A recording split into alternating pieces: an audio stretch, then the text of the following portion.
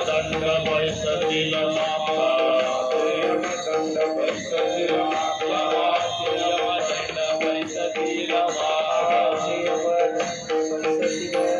तेव्हा तुझ रक्षिता कोण आहे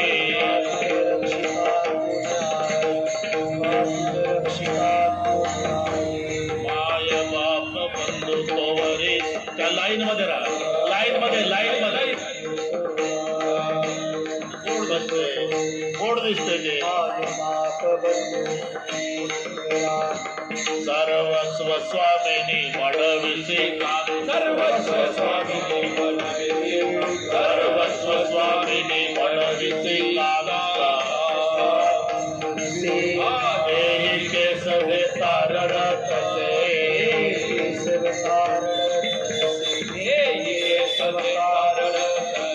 विष्णुदास नामादासाची शरण विष्णुदास नामादासाची शरण स्वप्ने जन्म मरण नाही स्वप्ने जन्म मरण नाही विष्णुदास नामादासाची शरण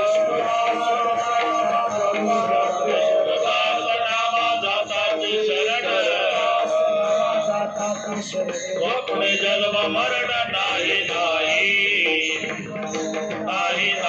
स्वप्ने जन्म मरण नाही यमाचे यमदंड बैसतील यमाचे यमदंड बैसतील रक्षिता कोण आहे तेव्हा तुझ रक्षिता कोण आहे तेव्हा तुझ रक्षिता कोण आहे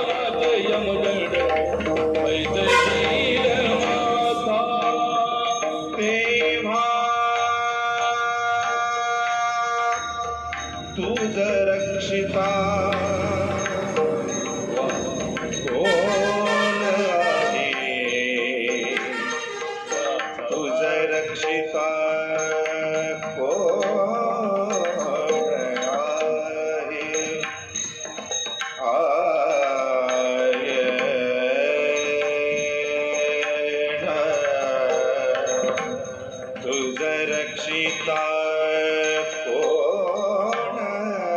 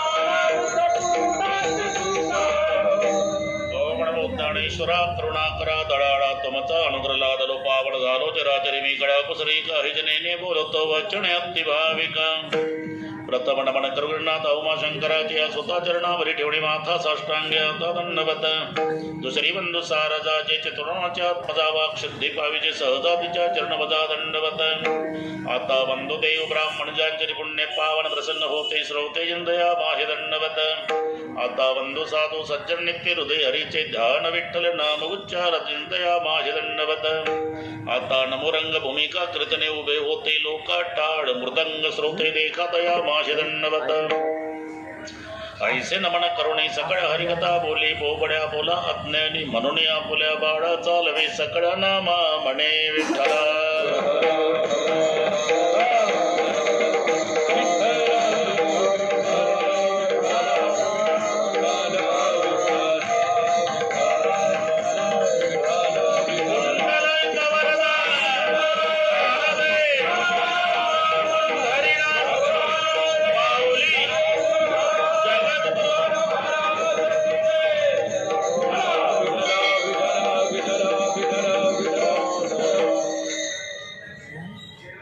धनवान बडे नाथ देवा मृत्यू काळी तेव्हा कोण आहे यमाचे यमदंड बैसतील माथा तेव्हा तुझ रक्षिता कोण आहे.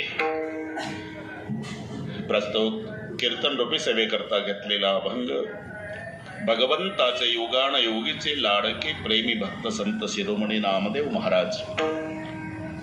अभंगावर बोलण्यापूर्वी कशानिमित्ताने कार्यक्रम जमलेल्या सर्वांना कल्पना आहे.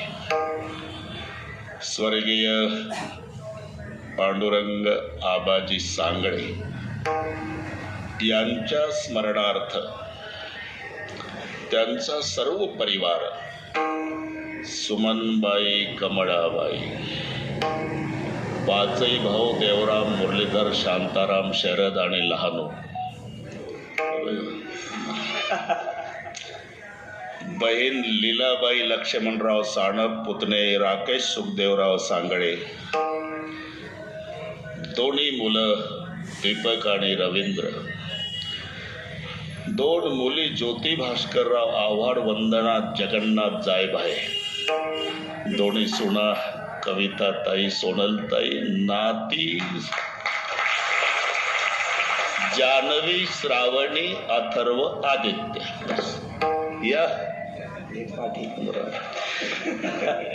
या सर्व परिवाराच्या वतीने जे सागर भाऊ सांगळे यांनी दिलेलं निमंत्रण, सारखं अधूनमधून करून दिलेलं स्मरण, आणि म्हणून लवकरच पुन्हा आपल्या भेटीचा योग आला. या संबंधाने आमची नेहमीची मंडळी सावकार जनार्दन नथुजी साणप आता वनवे जरा हायवेला थांबले, सगळी पुढे बसलेली नेहमीची मंडळी. मृदंगाचार्य गडकरी साहेब, नितीन गायना मयतजी भगुरे गुरुजी, रोहिदास जगदाळे गुरुजी, संबळे गुरुजी, इकडचे सगळे गायनाचार्य गुरुजी, ज्यांनी हे छोटे छोटे साधक तयार केले त्या साधकाला तर नमस्कार करतो, पण त्यांना शिकवणाऱ्या गुरुजीलाही वंदन करतो. इकडचे सर्व टाळकरी, विनेकरी, दोन्ही भालदार, चोपदार, नाचू कीर्तनाचे रंगी नामदेव महाराज, ज्यांच्याकडे शांताराम, हे लांबून आलेले जाणते पारमार्थिक श्रोते आणि सांगळे परिवाराचे नाते गोते, या सर्वाच्या एकत्रीकरणानं कार्यक्रमाला लाभलेलं सौंदर्य.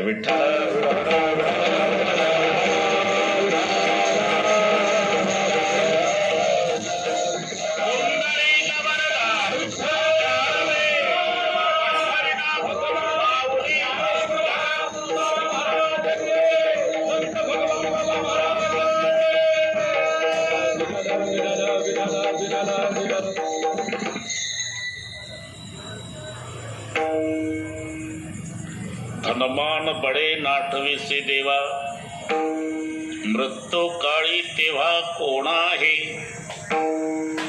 इथे दोन्ही सावकार महत्वाचे शब्द आहे, धन आणि मान.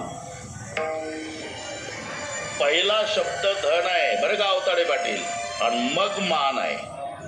याचं कारण आहे, धन आलं मानाला बोलवावं लागत नाही, मान धनाच्या मागे पडतो, हे लक्षात ठेवा. धनवंता लागे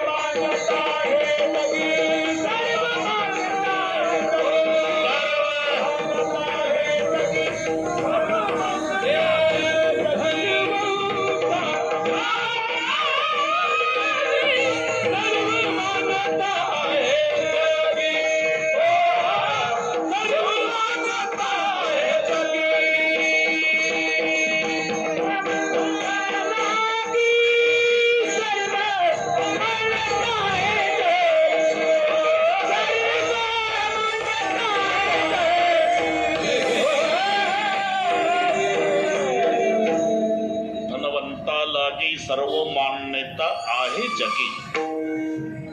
धन आलं की मान मागणं येतोच. पैसा वाळानी बकरी मरे तो बधेगा में जानी, एक गुजराती भाषेतली म्हण आहे.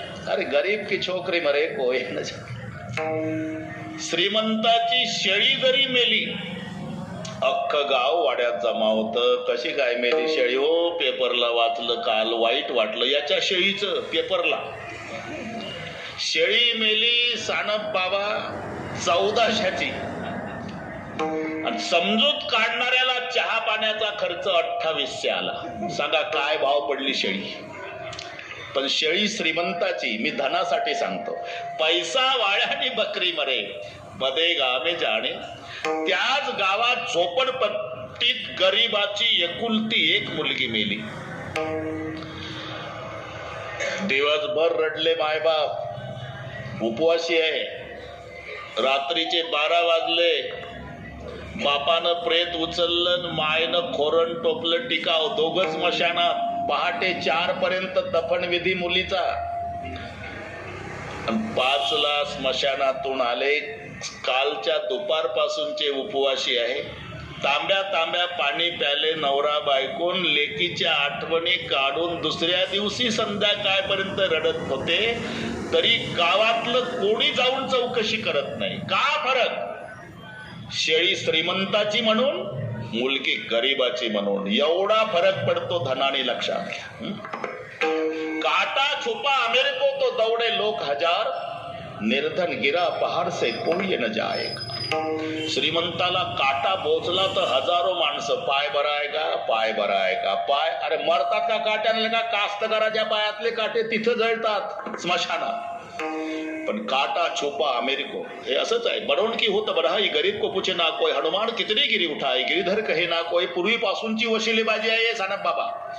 नाही तर गिरीधर कोणाला पाहिजे नाव? हनुमानजीला.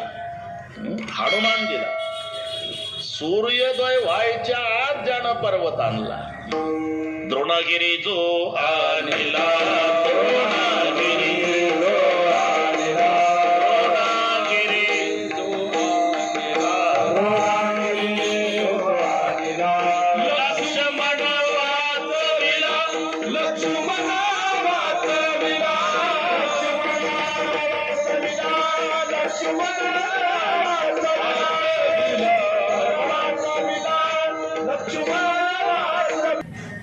उद्धव बाबाचा.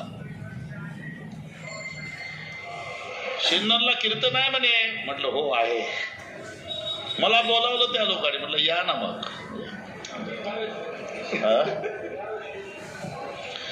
सध्या उद्धवराव नाराज आहे म्हणून वाटत नव्हतं येईल म्हणून, पण कीर्तनातलं सांगतो ना, आले हा तुमचा मोठेपणा. विठ्ठल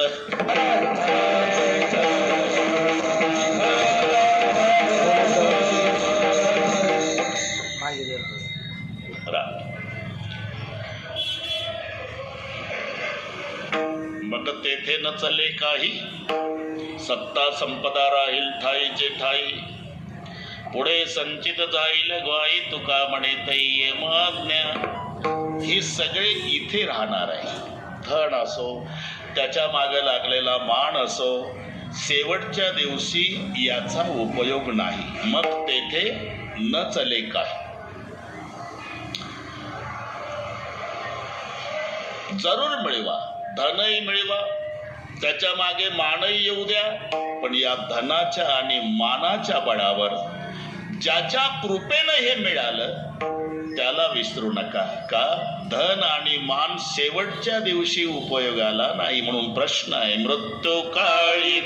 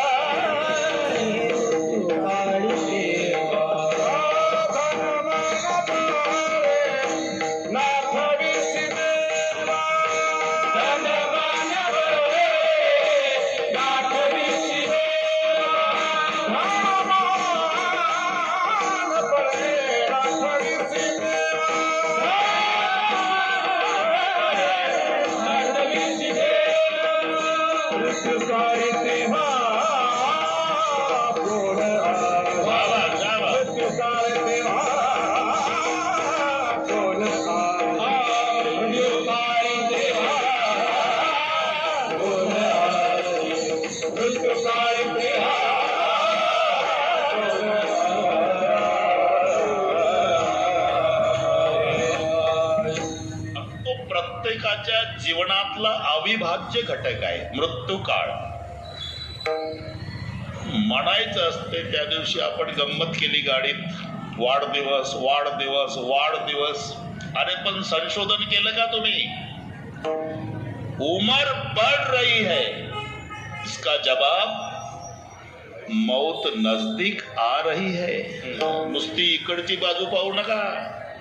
वाढदिवस वाढदिवस, वय वाढत चाललं, याचं उत्तर काय?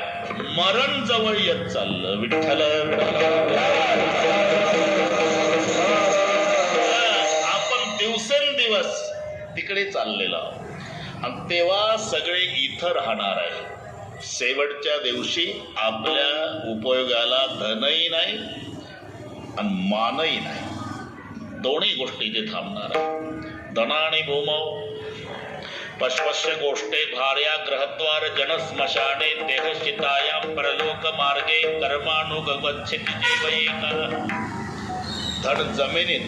पूर्वी सावकार जमिनीत पुरून ठेवायची पद्धत होती. बँका नव्हत्या. ते तांब्याचं भांड उद्धवराव, नाही तर मातीचा माठ, त्याच्यामध्ये ठेवायचं. ते बरं ते पुरून ठेवण्यासारखं धन होतं. सोन्याच्या मोहरा होत्या, चांदीचे शिक्के होते. आता वाळवी लागेल त्या कागदाला 2 वर 3 शून्य. ते नाही टिकत जमिनीत. आणि मग त्याच्यावर कणकीचा नागोबा आणि एक कणकीचं कोंबडं, असं 2 वस्तू. तुम्हाला जर पुरून ठेवायचं असेल तर माहिती सांगतो, काय सांगता येतं. आणि ते पॅक करायचं सानप बाबा आणि ते पुरून ठेवायचं. मग ते नागोबा आणि कोंबडं कशासाठी? ते म्हातारं असं कंजूस मेलं तरी कुठं पुरलं हे सांगत नसायचं. म्हणून एक प्रमाण माहिती आहे तुम्हाला. मुलगा कॉटवर बसतो, प्राण जाण्याची वेळ बापाची, ते तोंडाजवळ तोंड आणू विचारत, कुठं काही ठेवलं का? देहातून जातो प्राण आणि पुत्र पुसे कुठे धन. याचा अर्थच आहे ते सांगत नव्हतं. आणि न सांगता मेलं की ते धन बेवारस झालं.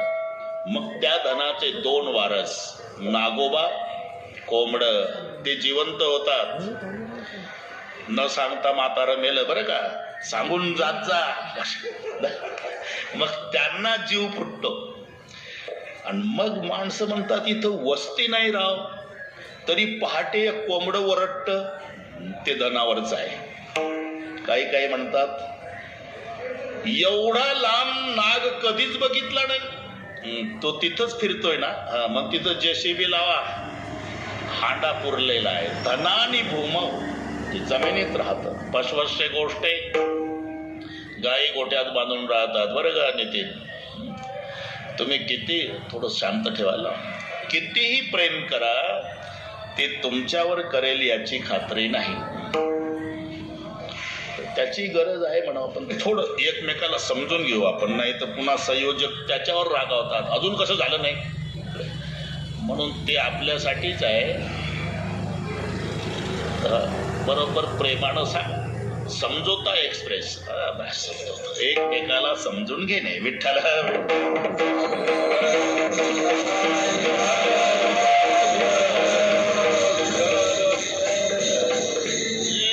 पाटलानं घोडी आणली, तिकडच्या पाटलाची घोडीवर खूप प्रेम पाटलाचं. घोडीवर, पक्वादाची घोडी नाही, खरोखरची घोडी सांगतो मी. खूप प्रेम घोडीवर पाटलाचं, खूप प्रेम. एक दिवस घोडी आजारी पडली सावकार. 2 दिवस पाटील जेवला नाही. पार तोंड उतरून बसला वाड्याच्या दारामध्ये. जाणारे येणारे, तब्येत बरी नाही का पाटील? गुमरे पाटील, तब्येत बरी नाही का?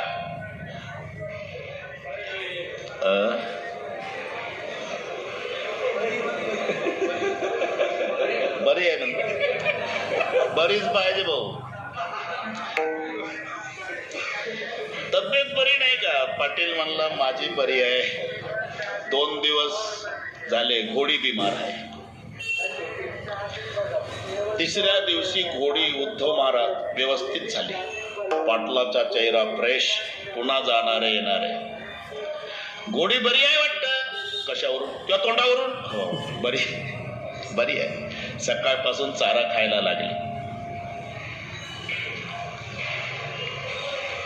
घोडी आजारी पडली तर पाटलाचं तोंड उतरतं.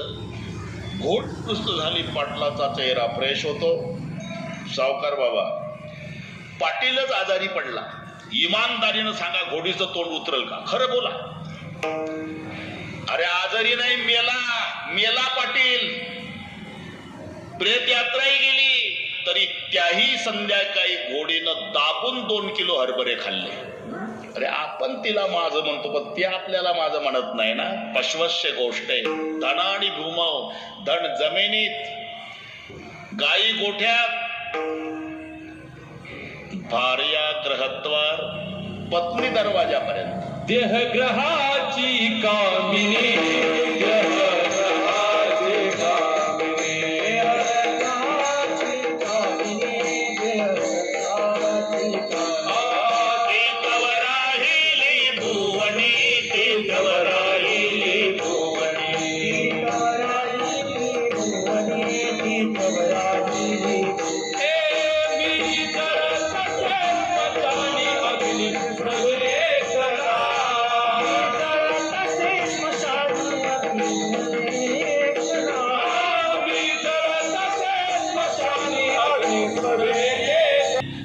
मरत नाही पूर्ण भोगेपर्यंत. एक हात इकडून एक हात इकडून अशी पत्र तारू खैराचे इंगळ.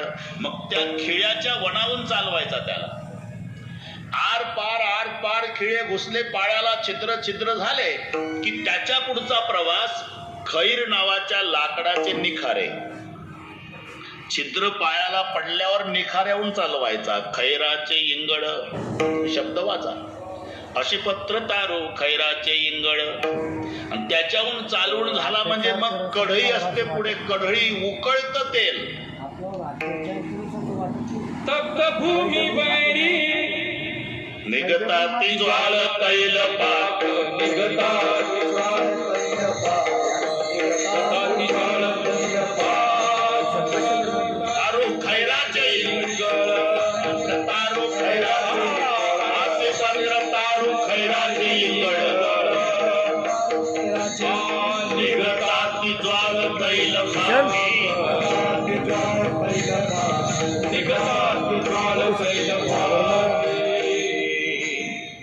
तेव्हाच दिला ताकलून.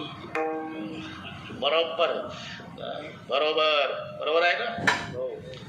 अशी पत्र तारू मग खैराचे इंगळ. आणि मग तापलेल्या तेलात टाकतात त्याला. निघता ते ज्वाल तैल पाकी. त्याच्यातून काढला म्हणजे मग तप्त भूमी बैरी चालविती पायी.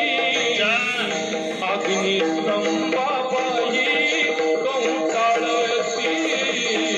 अग्नी स्तंभापायी कौटाळती.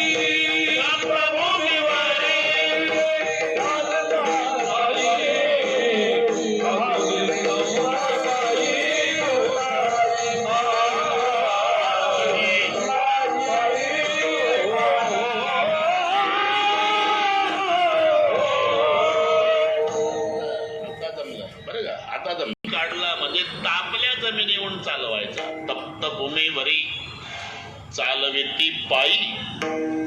चालवून झाला म्हणजे पुढं खांब असतो लोखंडाचा लाल झालेला, त्याला आलिंगन द्यायला लावतात. अग्निस्तंभाबाही कवटाळती. हे वर्णन सांगता सांगता तुकोबारायच्या डोळ्याला धारा लागल्या. म्हणून या तुका येतो काकुळती. शब्द पहा. म्हणून या तुका येतो काकुळती. अरे त्यावेळेला दूर राहिली नाती गोती. राज्य वैभवती संपत्ती. पडला येम दूता हाती. असा ये आणि एकटा. तेव्हा तुझं रक्षिता कोण.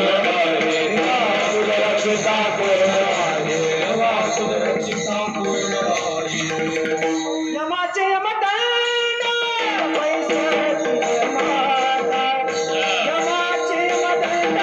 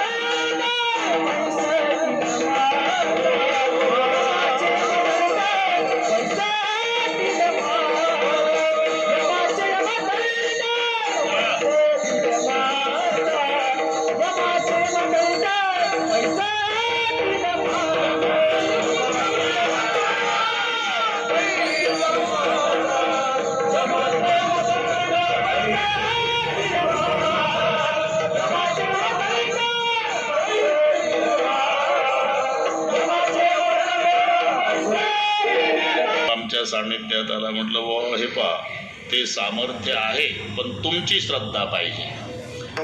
तो राम जन्म कथेतला तो श्रीफळ त्या माऊलीच्या वटीत दिला. म्हटलं झालं तर पुढच्या वर्षी बारशालाच येतो. झाला ना राम. तेव्हापासून आमचा उद्धव बाबा ढोक बाबा. खूप बिकट परिस्थिती, पण तरी भूक लागली होती. ती मावशी घरी होती. म्हटलं उद्धव बाबा कुठं? म्हणले ते गेले दुकान डोक्यावर विकायला. म्हणलं तिनं भाकरी केल्या, जेव घातला मला, मग हा बाबा आला. माझं रामायण मध्य प्रदेशमध्ये होतं, छिंदवाडा. तुमच्या माहिती करता पैसे नाही तिकिटाला. कोण्यातरी सावकाराकडून, बरं का सावकार, तिथंच आहे सावकार, या बाबानं व्याजानं पैसे तिकिटाला काढले. तिथे छिंदवाड्यामध्ये माझं रामायण 7 दिवस ऐकलं, ते सगळे लिहून घेतलं, मग अभ्यास केला संत भगवान बाबाच्या मंदिरात. आणि मग तसं तसं सांगता सांगता आता रामायणकार झाला. मोठं किती कोटीची जागा घेतली? 1 कोटीची पंढरपूरला.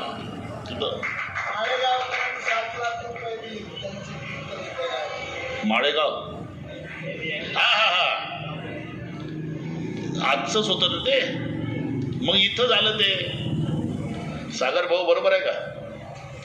माळेगावच कीर्तन इथं केलं, तेच होतं. सांगळे परिवार.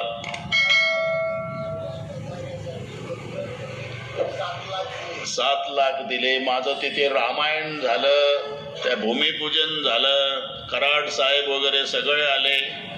मलाही नाही सोडलं या बाबाने. माझ्याकडून 1,11,000 घेतले. सोडत नाही ते, त्याच्या तावडीत सापडलं, कोणाला नाही सोडत. बरं, माघारी बोलणं खरं नसते, तोंडावर बोलतो म्हणजे माझं खरं आहे. तेच आहे, त्यांचं प्रेम आहे.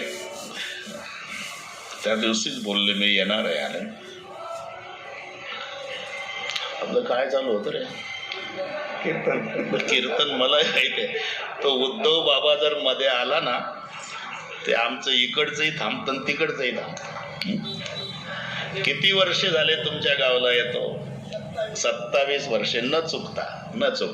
एकदा नदीला पूर होता, अंधार पडला होता, साधनं नाही. पलीकडे भजन सुरू झालं, शांतारामजी सुंदर ते ध्यान. हे बाबा ना आम्ही अलीकडे. मग कसं जायचं? म्हटलं तुमचं कसं काय सांगा, मला पोहता येते.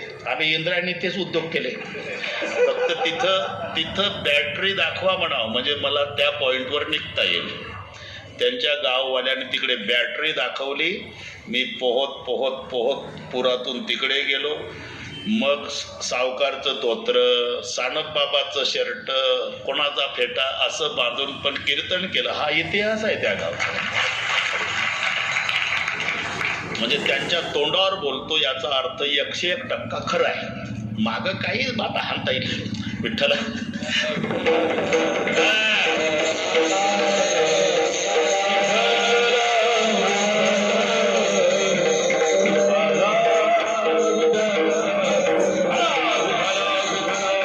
सगळे रक्ताचे नाते तोडले. इथून वाढला.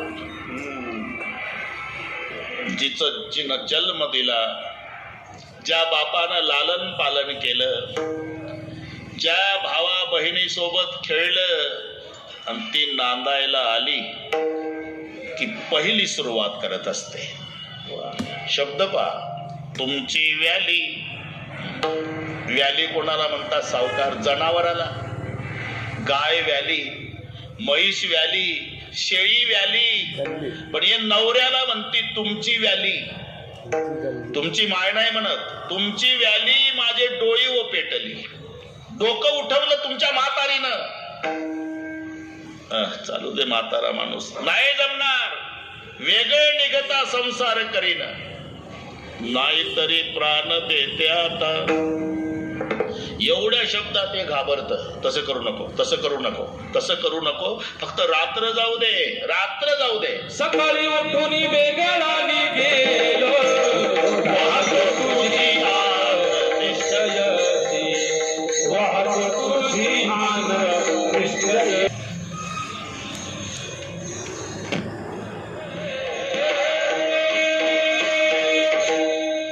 सकाळी उठून वेगळा निघेन. तुमचं खरं कशावरून? तू शपथ तू शपथ. वा, इतकं आधी याला म्हणता सर्वस्व स्वामीनी म्हणविसी कांता.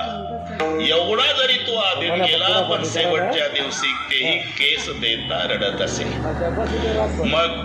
मग काय आता अर्धा तास आहे. शेवटच्या दिवशी उपयोगाला येणारा फक्त परमेश्वर असल्यामुळे विष्णुदास